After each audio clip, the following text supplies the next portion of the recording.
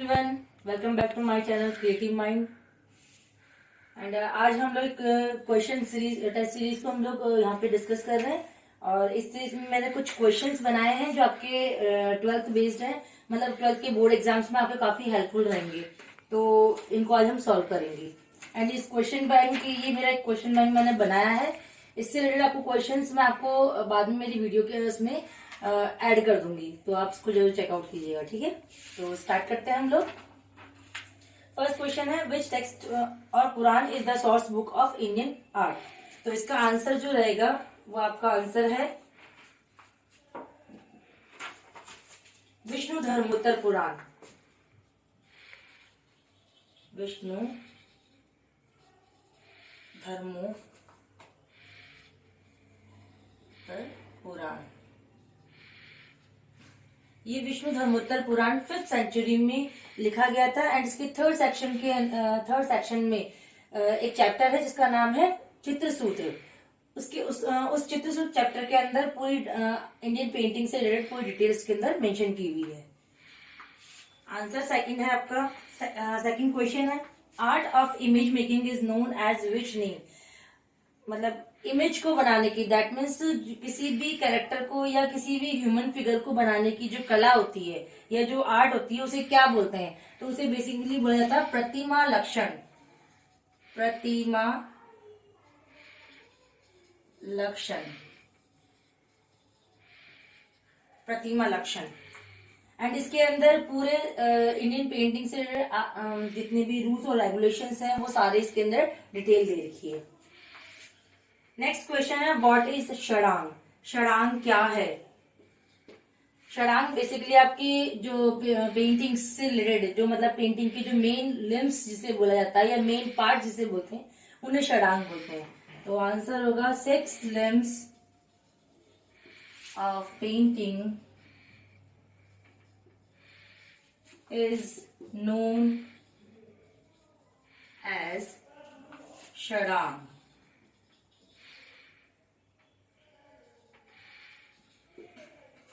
6 limbs मतलब parts, जैसे body के हमारे मेन पार्ट्स होते हैं, हेड होता है, हैंड्स होते हैं, लेग्स होते हैं, ये हमारे लिम्स मतलब पार्ट्स कहलाते हैं। वैसे ही पेंटिंग के भी लिम्स होते हैं जिन्हें जो नंबर्स में कितने होते हैं 6 होते हैं। एंड 6 के नेम पे ही इसका नाम षडांग, षडंग, षडांग इस नाम से इसको डिफाइन करते हैं। हिंदी में षडंग बोलते हैं। षडंग को अगर हम संधि विच्छेद करें, इसको अलग अलग करेंगे तो उसको इसका मीनिंग होता है षट प्लस अंग।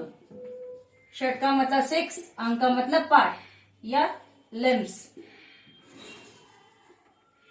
तो पेंटिंग के जो 6 पार्ट्स होते हैं वो आपके षडांग कहलाते हैं। अभी 6 पार्ट्स क्या कौन कौन से होते हैं? तो इसका एक श्लोक है जो आगे क्वेश्चन के अंदर भी आएगा, मैं भी आपको बता देती हूँ। यहाँ पे श्लोक जिसे हम बोलते हैं, हिंदी संस्कृत में वो श्लोक है।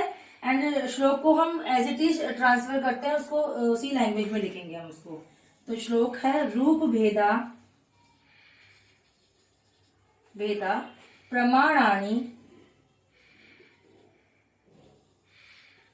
भाव लावण्य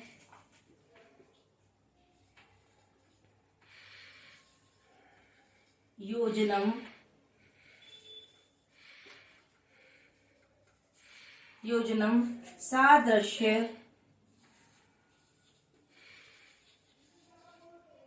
वर्णिका भंग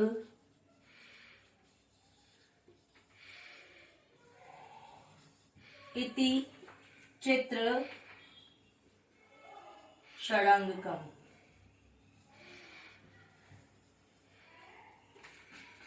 दैट मीन्स रूप भेद जो नंबर 1 षडांग है, प्रमाण नंबर 2 है, भाव नंबर 3 है, लावण्य योजना नंबर 4th नंबर का है, 5th नंबर का आपका षडांग है, सॉरी सादृश्य है। एंड नंबर 6 में जो लिम्ब आता है उसका नाम है वर्णिका भंग।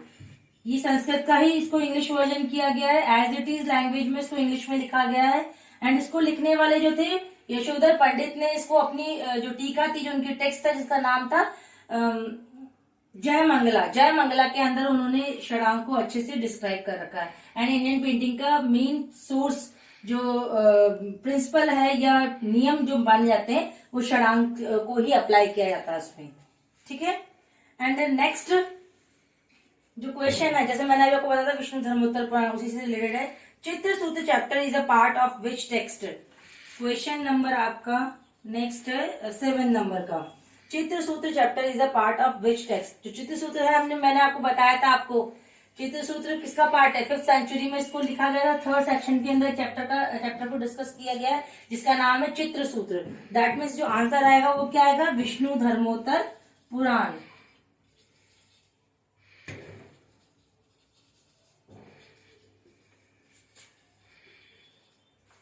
इसमें इसी टेक्स्ट के अंदर, इसी मैन्युस्क्रिप्ट के अंदर, इसके 3rd सेक्शन के अंदर चित्र सूत्र को डिस्क्राइब कर रखा है। इसका आप स्क्रीनशॉट ले सकते हैं एंड फिर इसको आप अपने नोट्स के अंदर या एज इट इज आप इसको कॉपी कर सकते हो।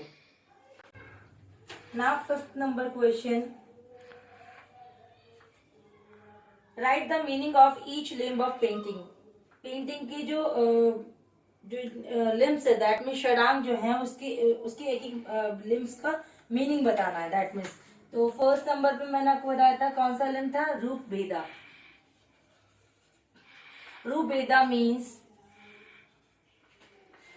looks and appearance.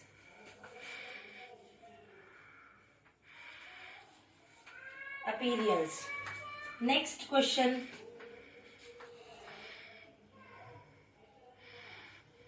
Appearance. Next जो लिम्ब है उसका नाम है प्रमाण। प्रमाण, प्रमाण means measurement. Measurement, proportion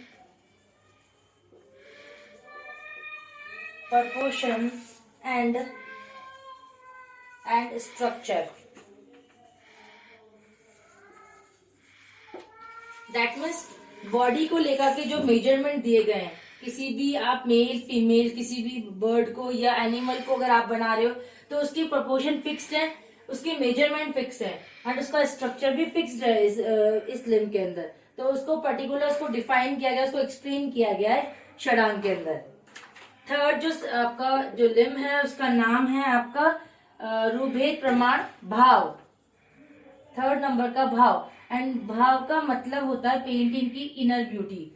that means कोई भी पेंटिंग हम जो बनाते हैं तो विदाउट थीम के या विदाउट भाव के, मतलब जो थॉट्स होते हैं उसके बिना हम उसको कभी क्रिएट नहीं करते। विदाउट जो भावलेस जो पेंटिंग्स होती है, मतलब जिसमें इमोशंस नहीं होते हैं, तो वो पेंटिंग कभी पेंटिंग में इंक्लूड ही नहीं होती है। किसी भी हम आर्ट को जब क्रिएट करते हैं तो उसके अंदर कुछ थॉट, कुछ थीम होती है। तो विदाउट थीम और जो थॉट होते हैं उसके विदाउट तो कभी कोई पेंटिंग होती ही नहीं है। तो ये भी पेंटिंग का मेन लिम्ब के अंदर आता है। तो भाव मीन्स एक्सप्रेशंस।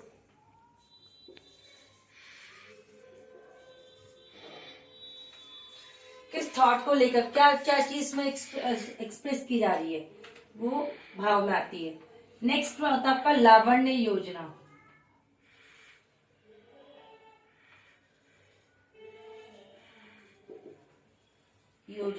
एंड इसका जो मीनिंग होता है, लावण्य में पर्टिकुलर जो वर्ड है वो है लवण, एंड लवण का मतलब होता है नमक। जैसे खाने के अंदर अगर नमक ऊपर नीचे हो जाता है तो खाने का स्वाद को बिगाड़ देता है, सेम वैसे ही पेंटिंग के अंदर भी एक लावण्य योजना नाम का एलिमेंट होता है, जिसके ऊपर नीचे होने में पेंटिंग या तो बिल्कुल ही बिगड़ जाती है या कुछ ज्यादा ही उसके अंदर एस्थेटिक जो ब्यूटी होती है वो ज्यादा ही इंक्रीज हो जाती है। तो दोनों ही सूरतों के अंदर पेंटिंग की जो मेन ब्यूटी है वो उसमें डिस्ट्रॉय हो जाती है। तो ये चीज आपको ध्यान रखना। लावण्य योजना का मतलब होता है एस्थेटिक ब्यूटी।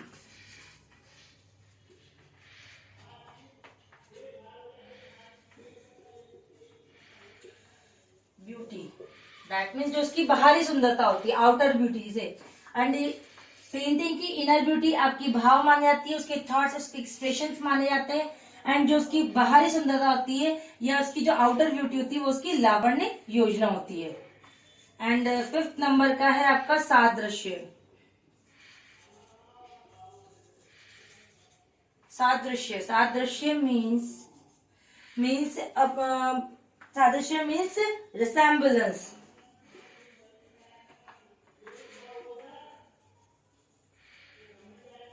रिसेम्बलेंस या फिर इसको आप लोग सिमिलीज से भी डिनोट कर सकते हो। आप लोगों ने सिमिलीज पढ़ा है इंग्लिश में, अगर ग्रामर के अंदर सिमिलीज एक मतलब आपका एक टॉपिक है जिसके अंदर किसी भी कंटेंट को या किसी भी टॉपिक को आप दूसरे अदर पर्सन से या अदर टॉपिक से आप उसको रिलेट करते हो, तो वो सिमिलीज में आता है। फॉर एग्जाम्पल हमने जितनी भी क्या बोलते हैं जो हमारी एशियन टाइम की जितनी पेंटिंग्स वगैरह बनी हुई है, या फॉर एग्जाम्पल आपने जैसे हिंदी के अंदर अलंकार पढ़े होंगे, तो वो अलंकार के अंदर आप किसी फेस को या किसी भी पर्सन को किसी दूसरे पर्सन के साथ जब कंपेयर करते हो, तो वो जो कंपैरिजन होता है या कंपेयर होता है वो आपका सादृश्य के अंदर इंक्लूड किया जाता है। जैसे इसका बेस्ट एग्जांपल आपको बताती हूँ, जो आपकी पेंटिंग भी है आपके बुक में, एनसीईआरटी बुक के अंदर chapter number 2 Rajasthani miniature painting, उसके अंदर पेंटिंग का जो पेंटिंग है मेन पेंटिंग है उसका नाम है राधा बनी ठनी। राधा बनी ठनी एक पेंटिंग है आपके, निहाल चंद ने इसको पेंट किया है। अगर आप इस पेंटिंग को देखोगे तो इस पेंटिंग की जो फीचर्स कैरेक्टरिस्टिक्स जो बताए जाते हैं, उसके अंदर जो उसकी आईज है, आईज कैसी बताई गई है, वेक्टर लाइक आईज, मतलब कि खंजन पक्षी की तरह उसकी आंखें बताई गई है। जबकि वहां पे आंखों का जो शेप है, जो आकार है, उसका आकार किसकी तरह है, वेक्टर, दैट मींस एक पक्षी है खंजन, उसकी तरह उसकी आईज को बनाया गया। तो उसकी आंखों को किससे कंपेयर किया गया, खंजन पक्षी से कंपेयर किया गया, वेक्टर से कंपेयर किया। जो कंपैरिजन हुआ वो कंपैरिजन को आप क्या बोलोगे, सादृश्य बोलोगे। क्लियर?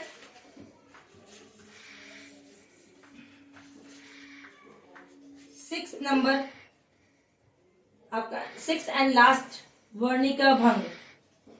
वर्णिका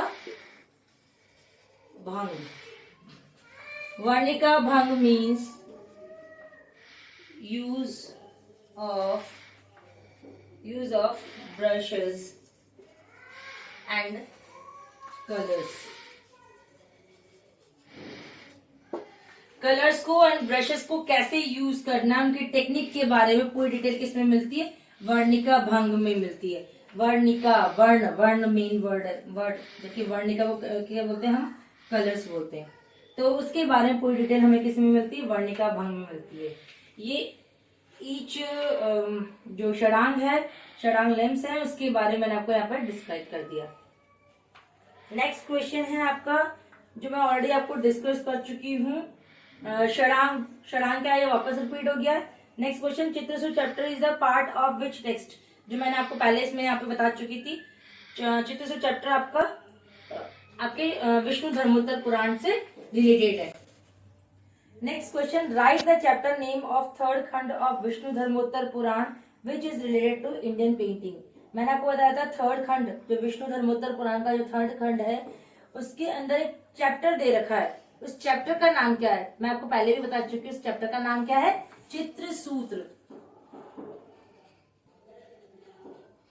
सूत्र चैप्टर। चैप्टर का नाम क्या है, चित्रसूत्र चैप्टर। नेक्स्ट क्वेश्चन है आंसर नंबर 9, एक्सप्लेन षडांग। षडांग को मैं आपको पहले ऑलरेडी डिस्क्राइब कर चुकी हूँ। षडांग का आपका वही डेफिनेशन आ जाएगी, 6 limbs of painting is known as Shadanga, and उसका जो श्लोक था उसको आपको रिपीट करना है। देन उसके बाद जो इसका डिस्क्राइब किया था मैंने उसको आपको, कि उसके 6 लिम्स को मैंने आपको यहाँ पे भी बताया था आपको, ईच लिम्स को वहां पे मैंने वही चीज आपको वहां पे उस क्वेश्चन के अंदर लिखनी है एज इट इज। तो ये आपका एक लॉन्ग क्वेश्चन आपका रेडी हो जाएगा। नेक्स्ट क्वेश्चन है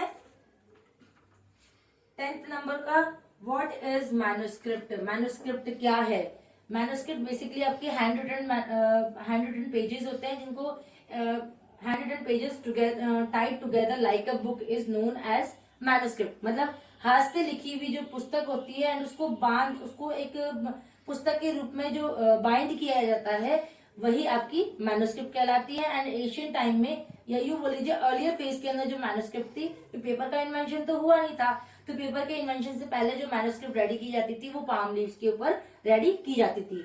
एंड इसका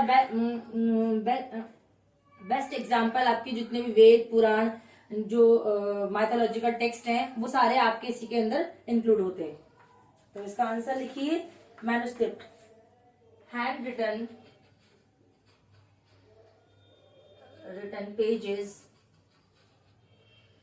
pages tied together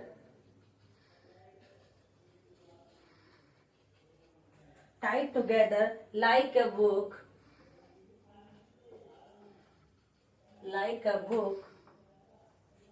book is called manuscript.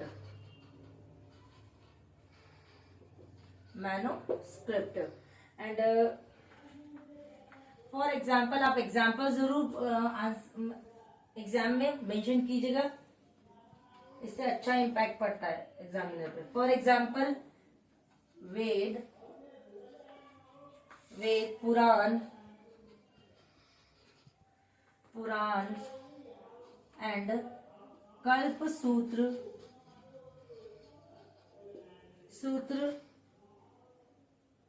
For example, Veda Purana Kalpa Sutra are the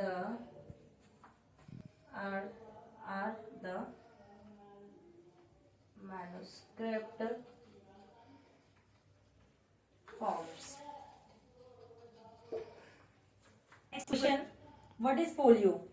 then folio manuscript का ही जो पेजेस होते हैं, जैसे मैंने आपको बताया था, मैन्युस्क्रिप्ट के अंदर जो हैंड रिटन पेजेस होते हैं उनको एक साथ बांधा जाता है बुक के फॉर्म में।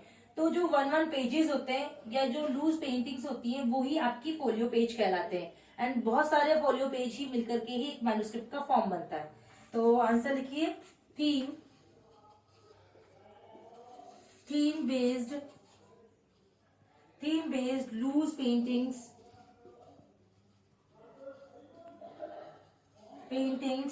और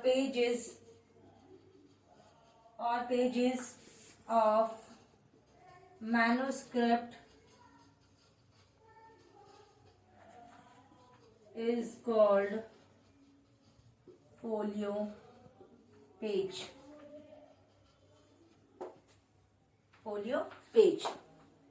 नेक्स्ट क्वेश्चन है आपका, व्हाट इज कॉलोफन पेज? कॉलोफन पेज क्या होता है?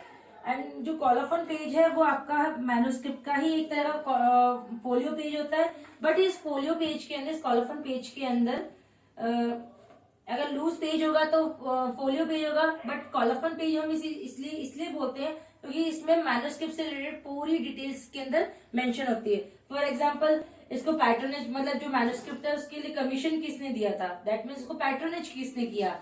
और अगर किसी राजा के थ्रू इसको पैट्रोनेज किया गया है, देन फिर आर्टिस्ट भी होगा या राइटर भी होगा जिसने इस पूरी मैन्युस्क्रिप्ट को रिटर्न किया है, तो राइटर का नेम भी, जिसने इसको इलस्ट्रेट किया है, दैट मीन पेंटिंग्स वगैरह बनाई है, तो उसके आर्टिस्ट का नाम भी होगा। इसका कंप्लीशन का डेट एंड स्टार्टिंग का एंड कंप्लीशन दोनों की डेट इसमें मेंशन होगी, और इसको कहाँ पे पेंट किया गया, ये सारी इस तरह की सारी डिटेलिंग इस कॉलोफन पेज के अंदर मेंशन रहती है, इसीलिए ये इंपॉर्टेंट पेज माना जाता है। तो इसका आंसर लिखिए कॉलोफन पेज का,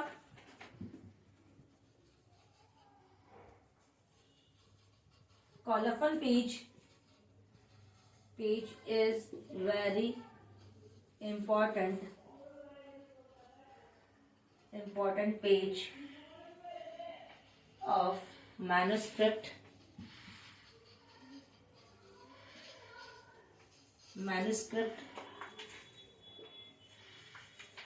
because of in this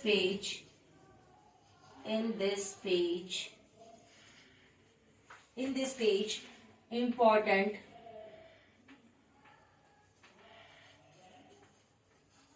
informations and details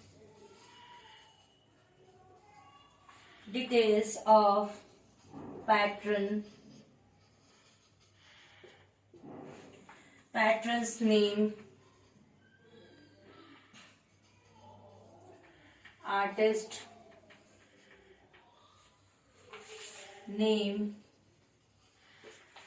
writer name,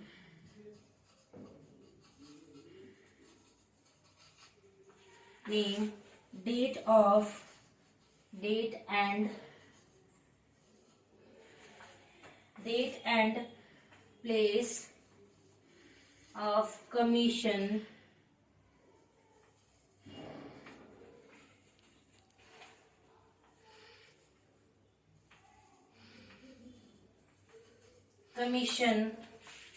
or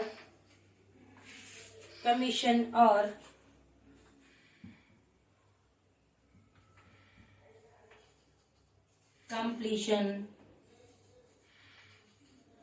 of work, etc. were written.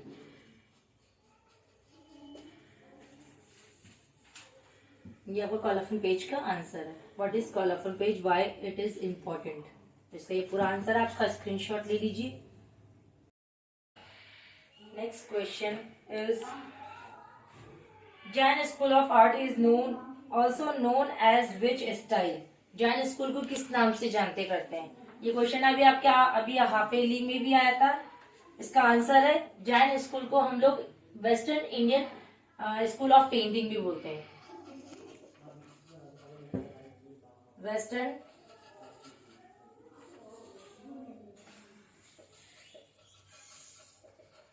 Indian school of painting. पश्चिम भारतीय कला शैली के नाम से भी इसको जानते करते हैं. Next question is right the main theme of Jain paintings. Jain paintings की मेन थीम क्या थी. तो जो जैन स्कूल था या जैन पेंटिंग्स जो थी, इसका मेन जो थीम था वो बेसिकली जैनिज्म पे ही था. जितने भी जैनिज्म के मेन जो मैन्युस्क्रिप्ट थे उनके ऊपर पेंटिंग को बनाया गया था. तो उसका जो मेन जो मैन्युस्क्रिप्ट था जैनिज्म का या जैन स्कूल का वो था कल्पसूत्र. तो कल्पसूत्र के ऊपर सबसे ज्यादा डिपिक्शन हुआ है. साथ ही साथ उत्तराधन सूत्र है आपका. उसके बाद कालकाचार्य का था संग्रहणी सूत्र. इस टाइप के जो टेक्स्ट थे, जो मैन्युस्क्रिप्ट थे, उनके ऊपर पेंटिंग्स को बनाया गया था. तो ये इसके मेन थीम के अंदर ही आता है. तो इसका मेन थीम आप लोग लिखिए इसके बारे में.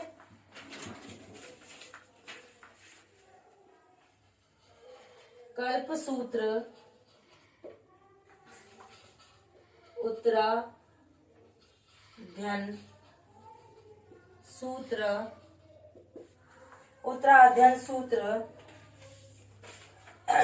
कालकाचार्य कथा,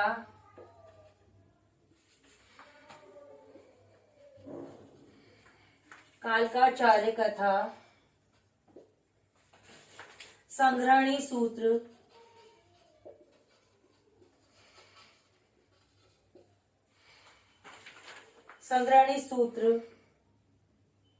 त्रिशाला, 14 त्रिशालास, 14 ड्रीम्स,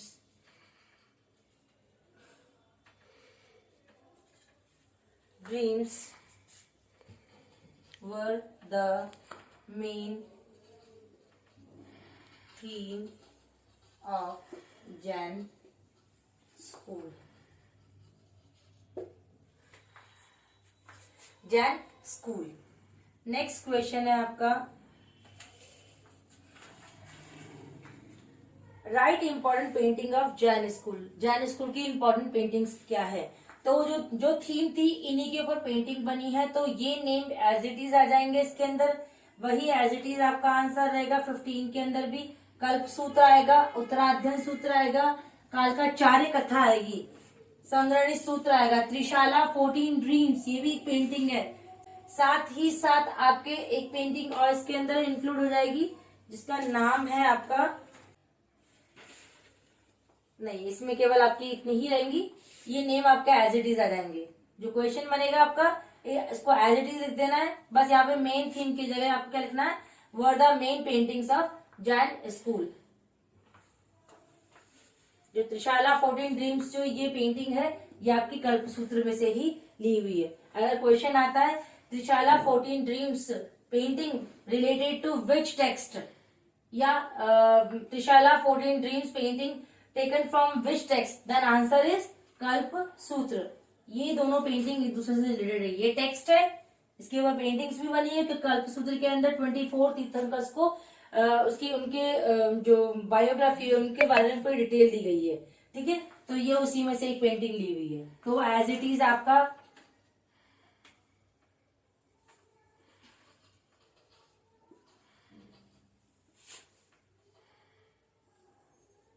आंसर 14 आपका यही क्वेश्चन रहेगा, आंसर रहेगा।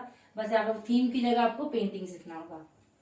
नेक्स्ट क्वेश्चन आपका 16 क्वेश्चन है। इसमें देखिए आपको question number, Mahavir teaching are the mention in which text. Mahavir teachings, Mahavir की जो टेचिंग्स है, जो उनके जो पार्ट है, जो उनकी टीचिंग्स है या जो उन्होंने जो शिक्षाएं दी हैं, उनका उनका मेंशन कौन से टेक्स्ट में किया गया। तो उनका जो टेक्स्ट है वो बेसिकली आपको किस में गया है, उत्तराधन सूत्र में दिया गया। किस में दिया गया, उत्तराधन सूत्र में। Uttaradhan Sutra, Mahavir teachings are mentioned in Uttaradhan Sutra. 17th question, question number 17, which text is known as cosmology text. Cosmology text का मतलब दैट मीन्स जिसमें आपके यूनिवर्स के बारे में, प्लैनेट्स के बारे में पूरी डिटेल दी गई है। तो ये वाला पॉइंट आपका किस में आएगा, ये क्वेश्चन, इसके अंदर आंसर आएगा संग्रहणी सूत्र। संग्रहणी सूत्र, संग्रहणी सूत्र में पूरा कॉस्मोलॉजी ये कॉस्मोलॉजी टेक्स्ट है एंड साथ ही इसके अंदर पूरे प्लैनेट्स के बारे में एंड यूनिवर्स के बारे में डिटेल दी गई है। Next question is 18 number, who is Trishala. Trishala कौन थी। त्रिशाला शाला is mother of Mahavir Swami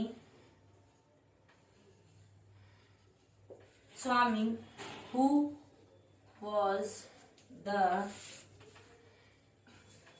24th और लास्ट तीर्थंकर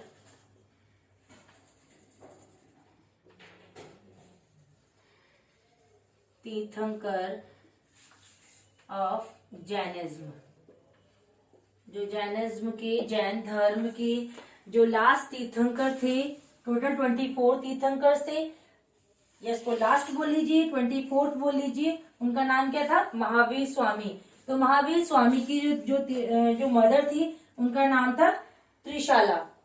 एंड जो ये पेंटिंग है त्रिशाला 14 ड्रीम्स, इसके अंदर इनकी मदर को, दैट मीन्स जो त्रिशाला थी उनको उनके महावीर स्वामी के जन्म से पहले, उनके बर्थ से पहले कुछ ड्रीम्स आते हैं जिनके अंदर 14 ऑब्जेक्ट्स को, डिफरेंट टाइप के 14 ऑब्जेक्ट्स को उसके अंदर सीन करती, देखती करती हैं। एंड इस ड्रीम को वो फिर एक एस्ट्रोलॉजर के साथ में डिस्कस करती है।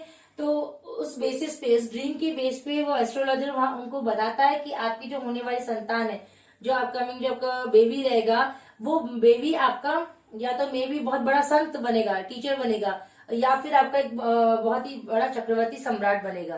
तो वो सम्राट तो बनते नहीं, पॉलिटिशियंस में जाते नहीं है, जबकि वो राजा थे, वो क्या बनते हैं, संत बनते हैं, 24th नंबर के तीर्थंकर बनते हैं। ठीक है, नेक्स्ट क्वेश्चन है 19 क्वेश्चन, आप इसका स्क्रीनशॉट ले लीजिए, देन इसके बाद फिर मैं आपको नेक्स्ट क्वेश्चन की ओर चलते हैं। Next question is 19 number, 19 question is what is Kalpasutra manuscript. तो इसके बारे में देखिए, कल्पसूत्र जो मैन्युस्क्रिप्ट है वो जैन रिलीजन से रिलेटेड है, दैट मीन्स जैनिज्म से उसका मेन मैन्युस्क्रिप्ट माना जाता है। एंड इसके अंदर 24 तीर्थंकर की बायोग्राफी, मतलब दैट मीन्स की पूरी उनकी बारे में डिटेल दी गई है। And 5 keys of Jainism, Jain धर्म के जो 5 कीज है उनके बारे में भी इसमें डिटेल दी गई है। तो आंसर लिखिए इसके बारे में।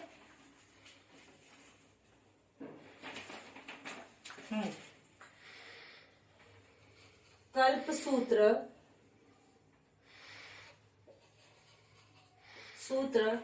Manuscript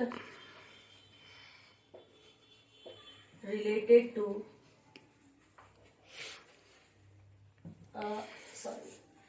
Kalpasutra manuscript is important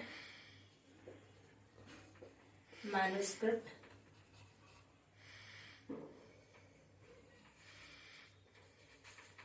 manuscript of Jainism.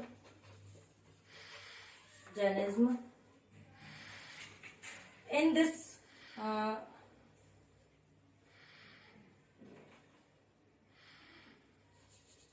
biographical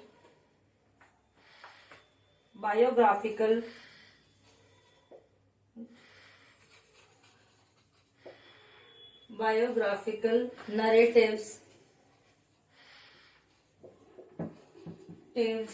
of 24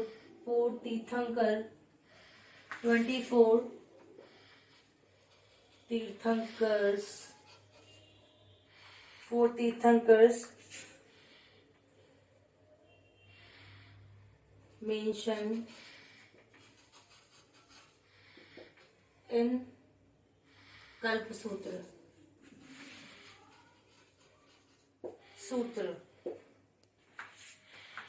Five keys incidents of Jain Tirthankars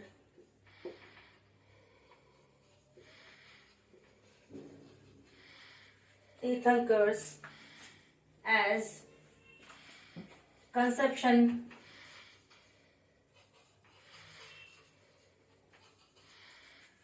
birth, renunciation,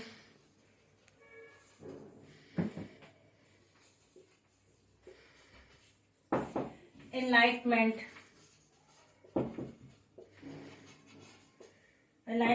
and first Sharman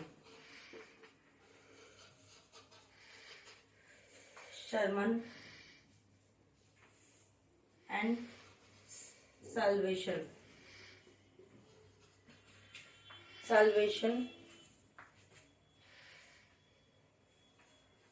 mentioned in it.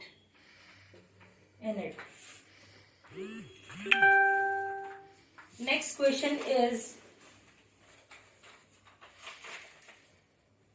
Kalpasutra biographical narratives 24 tirthankaras की बायोग्राफी इसके अंदर बताई, उसके अंदर पूरी डिटेल है 24 तीर्थंकर के बारे में। साथ ही साथ इसके अंदर जैन तीर्थंकर की जो 5 कीज जो इंसिडेंट्स होते हैं जो उनके लिए मेन इंपॉर्टेंट होता है, for example conception, birth, renunciation, alignment and first sermon and the salvation. That means जो जैन तीर्थंकर है उनका कंसेप्शन, दैट मीन उन्होंने कंसीव कैसे, उनकी मदर थी, उन्होंने कंसीव कैसे की, गर्भ में कैसे आए, उनका जन्म से रिलेटेड जो कथाएं जो डिटेल है वो, उनका रिनंसिएशन कैसे उन्होंने शिक्षाएं ली, देन उसके बाद अलाइनमेंट कैसे उनको ज्ञान की प्राप्ति हुई, फर्स्ट शर्मन जब वो गुरु मतलब तीर्थंकर बन गए तब उन्होंने पहला उपदेश कहाँ दिया, एंड लास्ट में जब उन्होंने अपनी बॉडी को मतलब अपनी देह को त्याग दिया या अपनी जब वो मृत्यु को प्राप्त हुए, साल्वेशन, वो सारी चीजें किसमें मेंशन है, कल्प सूत्र के अंदर मेंशन है। एंड आज की वीडियो का लास्ट जो आंसर है 20 नंबर का क्वेश्चन है, what is the main theme of Pal paintings. Pal painting का मेन थीम क्या था? Main theme of Pal school, incidents based on life of Mahatma Buddha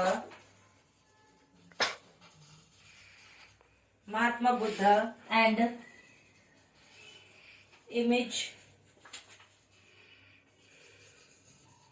images of Vajrayana Buddhist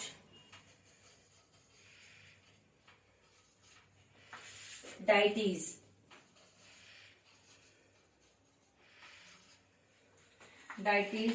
were the main theme of Pal paintings। Pal school को या पाल painting या पाल style को patronise करने वाले main पाल dynasty के ही rulers थे। तो जो पाल डायनेस्टी के जितने भी रूलर्स थे वो बुद्धिज्म को फॉलो करते थे, इसलिए इसका मेन जितने भी आर्टिस्ट हुए क्योंकि आर्ट को पैट्रोनाइज करने वाले रूलर्स ही होते हैं एंड रूलर्स के अकॉर्डिंग ही आर्टिस्ट काम करते हैं। तो जैसे राजाओं ने आदेश दिया, मतलब कमीशन करवाया, तो जो बुद्ध के फॉलोवर्स थे तो उन्होंने मेन थीम भी पेंटिंग्स के लिए मेन थीम के फॉर्म में क्या चुना, बुद्धिज्म को चुना।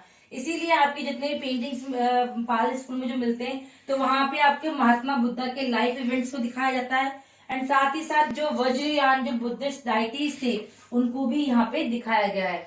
वज्रयान एक बुद्धिज्म की एक ब्रांच है, एक सेक्ट है जिसके अंदर बुद्धा के साथ में बुद्धा के जो कार्नेशन है या बुद्धा के जो अवतार है उनके साथ साथ उनकी फीमेल पर्सन, मतलब उनके कपल को या उनके फीमेल जो मास्टर है उनको भी इसके साथ में दिखाया गया है। तो ये वज्रयान के अंदर इंक्लूड होता है। तो ये सारी ये थीम ये पाल स्कूल की मेन थीम थी। तो आज के लिए इतना ही। आज 20 क्वेश्चन हम लोगों ने सॉल्व किए हैं, इसका आप स्क्रीनशॉट ले लीजिए। इसके आगे की सीरीज में नेक्स्ट वीडियो में अपलोड करूंगी। Thank you so much.